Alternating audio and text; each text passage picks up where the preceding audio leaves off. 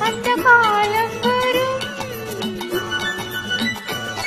அவள் ஆரம்ப நிலையிலும் வீணாக ஜொலிப்பாள். கலை வண்ண தாரகை என வருவார். அது நடக்கும்.